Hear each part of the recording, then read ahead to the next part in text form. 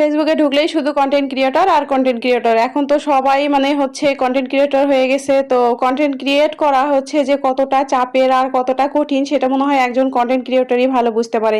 So hello everyone, কেমন আছেন সবাই? নতুন আরেকটি ভিডিওতে সবাইকে স্বাগত। কে কোথা থেকে ভিডিওটি দেখছেন অবশ্যই জানাবেন। আর ভিডিওটি যদি ভালো লাগে লাইক কমেন্ট শেয়ার করে দিয়ে পাশে থাকবেন। আজকে আবারও ডেইলি ব্লগ শেয়ার করতে চলে আসলাম। তো এই যে দেখতে পাচ্ছেন রুমের অবস্থা, আমার ছেলেটা মানে সারা দিন হচ্ছে এতবার করে এগুলা সব এলোমেলো করে, আমি বারবার করে শুধু মানে গুছাবো আর ওরা বারবার শুধু এলোমেলো করবে। তো আজকে সকালবেলা তো হচ্ছে রুটি, তারপরে হচ্ছে ভাজি আর ডিম সিদ্ধ, মানে সকালে খাওয়া দাওয়া আর কি হয়ে গেছে নাস্তা। তো দুপুরে হচ্ছে রান্না করব, তার আগেই দেখলাম ছেলে হচ্ছে যে দুষ্টুমি করতেছে।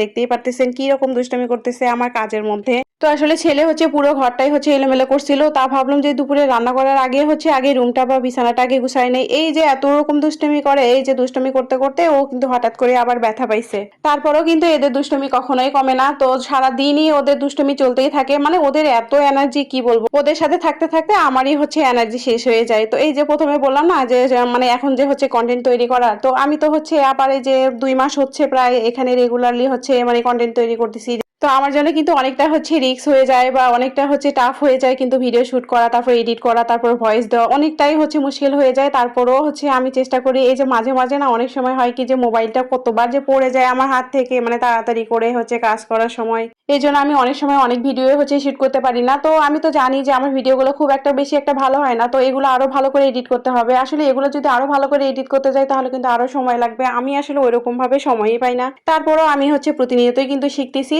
আর হচ্ছে শিখার কিন্তু কোনো হচ্ছে বয়স নাই বা শিখার কিন্তু কোনো শেষ নেই।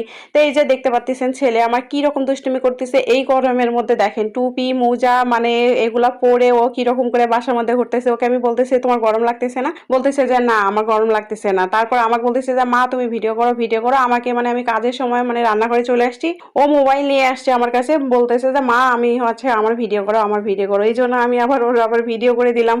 আমি কিন্তু রুম পরিষ্কার করার পর ওরা আবার অগোছালো করছে, তারপরে আমি ওভাবেই রেখে আর কি হচ্ছে আজকে দুপুরে রান্না করার জন্য চলে আসছি। তো আজকে দুপুরে হচ্ছে ভাবলাম যে একটু মুরগির মাংস রান্না করি, তো এই জন্য মুরগির মাংস নিয়ে নিলাম। আর মুরগির মাংস হচ্ছে আমি আজকে হচ্ছে মাখিয়ে রান্না করব। আসলে হচ্ছে অনলাইনে কাজ করার প্রচুর ধৈর্য থাকতে হবে আর নিয়মিত হচ্ছে অ্যাক্টিভ থাকতে হবে। মূল কথা হচ্ছে এটাই যে আপনি নিয়মিত যদি কাজ করেন, আপনি যদি আপনার প্রচুর ধৈর্য যদি থাকে তাহলে কিন্তু আপনি অবশ্যই সফলতা পাবেন। আমি অবশ্য খুব একটা হচ্ছে অনলাইনে আসলে সময় দিতে পারি না। আমি হচ্ছে ঠিক আছে নিয়মিত হয়তো পোস্ট করতেছি, কিন্তু তারপরে হচ্ছে হয় কি যে সময় দিতে পারি না। আমি যেহেতু আমার বিভিন্ন রকম কাজ থাকে, বাচ্চারা থাকে, তো ওদেরকে নিয়ে আসলে সেভাবে সময় দিতে পারি না।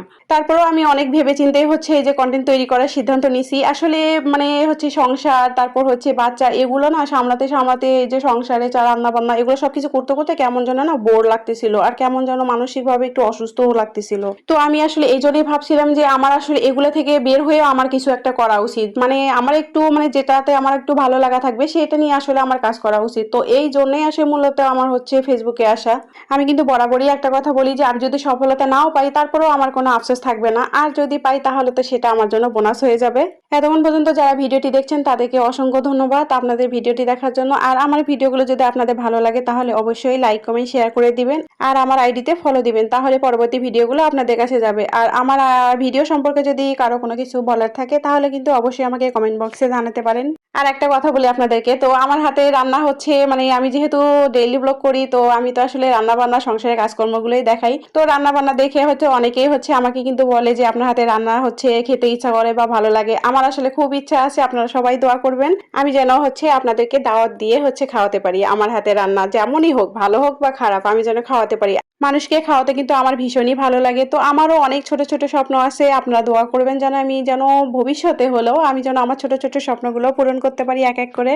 যাই হোক, অনেক তো গল্প হলো। তো এদিকে কিন্তু আমার রান্নাটা হচ্ছে মানে কষানো শেষে হচ্ছে মাংসতে এখন হচ্ছে ঝোলে জল দিয়ে দিব। তো আমি দুপুরে হচ্ছে একটু তাড়াতাড়ি করতেছিলাম, বর তো সকালে নাস্তা করে চলে গেছে আর বরের হচ্ছে মানে কয়েকদিন হলো একটু শরীরটা ভালো না। সবাই একটু আমার বর্মশাইয়ের জন্য হচ্ছে আশীর্বাদ বা দোয়া করে দিবেন যাতে ও তাড়াতাড়ি সুস্থ হয়। আর আমি যদি ওকে বলি যে হচ্ছে তুমি একটু ডাক্তারের কাছে যাও তার জন্য হচ্ছে বকা খাইতে হয়। তো যাই হোক আমি ঈশ্বরের কাছে মানে সবসময় হচ্ছে আর কি প্রার্থনা করতেছি ও যেন তাড়াতাড়ি সুস্থ হয়ে যায়। তো যাই হোক বরমশাই হচ্ছে বাসায় চলে আসছে দুপুরে খাওয়ার জন্য। তো আমি হচ্ছে চটপট আর কি হচ্ছে সালাদ করে নিলাম। এখানে হচ্ছে শসা আর একটু হচ্ছে গাজর দিয়ে হচ্ছে সালাদটা করে নিলাম। আর এই যে আমার হচ্ছে মাংসর হচ্ছে ফাইনাল লুক। তো দেখে বলেন তো কেমন হয়েছে, আর আমরা না হয় খেয়ে বলবো। তো আমি হচ্ছে মাংসটা আর কি বেড়ে দিচ্ছিলাম বরকে। আর একটা কথা বলি আপনাদেরকে, এই যে আমি হচ্ছে অনেক সময় হচ্ছে ভিডিও যে শুট গুলো করি আর কি, যে রান্না বান্না করার, তো আমি তো মাঝে মাঝে ভাবি কখন যে মোবাইলটা তরকারির মধ্যে পড়ে যায়, মানে অনেক সময় এরকমটা মনে হয়। বিকেলের দিকে এই যে দেখেন আমার মেয়ের অবস্থা কিরকম দুষ্টুমি করতেছে। মানে বিকেলের দিকে ভাবলাম যে একটা কেক তৈরি করব। বেশ কিছুদিন হলো অবশ্য আমি কেক বানাই না, তো হচ্ছে আজকে ভাবলাম যে একটা কেক তৈরি করি। তো যার জন্য হচ্ছে আমি রেডি করতেছিলাম, আর মেয়ে এখানে ময়দা নিয়ে এসে হচ্ছে কিরকম খেলা করতেছে। ও ময়দা যখনই হচ্ছে আমি কাজ করব, রুটি বানাবো বা কোনো কিছু করব, তখনই এরকম ময়দা নিবে, নিয়ে হচ্ছে এরকম করে খেলা শুরু করবে। মানে গায়ে দিবে, মুখে দিবে, খাবে।